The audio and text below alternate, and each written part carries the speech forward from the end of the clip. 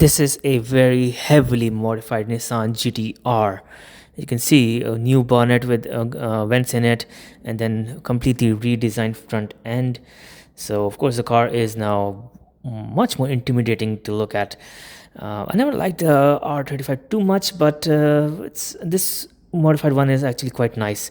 So they've actually given it a wide body kit, made the fenders more prominent, and that of course has been designed in such a way to make the car more aerodynamic. There's openings on the side to let the air out for the front wheels, and there's also one for the rear wheels. So rear suspension has also been adjusted for the new fenders. You can see here, this is where the air from the rear wheels comes out. So new wheels, new brakes, complete new bodies. I think aside from a few panels, I think every body panel on this car has been replaced. The spoiler wing, really nice, and of course it helps in generating downforce, but it is connected to the car's trunk. I think they wanted the car to keep its trunk because, I don't know, maybe they wanted to use it or something.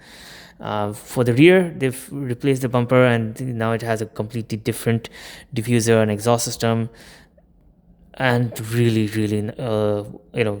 really high performance modifications to this car.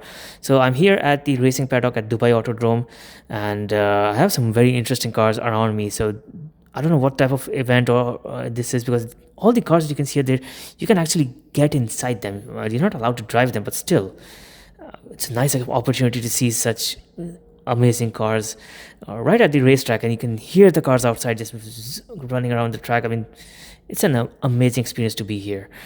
And this was a completely unexpected visit. Actually, I was here for another car. So you can see the modifications they made to the front end, massive air intakes for letting most of the air come in, because the engine is in the front. So of course, if they've modified it and made it more powerful, of course it needs additional ventilation to keep it cool.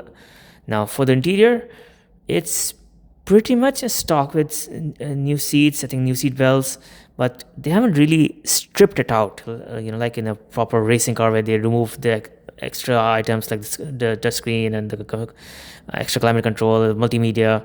They've kept it pretty much stock, so you can see it's not bad. It's nice. You have a handbrake stick there, of course, and then you have the stock computer screen with climate controls and all the other drive modes and buttons. Here the engine start stop button is also here. The gear stick is still the same. So yeah, they haven't really changed a lot, but they have added a few buttons here. I think that's for the nitrous, and then of course seat belts. I think these are not the standard seat belts. They don't really go with the car, so I'm guessing these are the part of the upgrades. Now for the rear, they've removed some parts of the rear seats, and that is where the seat belts are going. So yeah, they have made minor modifications to the rear compared to the exterior. So around me, very interesting cars. If you want to check out their videos, just head on down to my channel. Let me know what you think about it. And if you want to check out more Nissan videos, head down to the videos description for names and links. You can find more Skyline, more R35 videos, and some other interesting videos as well, like the new Z, the older Zs, and some modified cars as well. This was a completely unexpected visit to a racetrack. I was actually here to see a very interesting Koenigsegg CCR edition.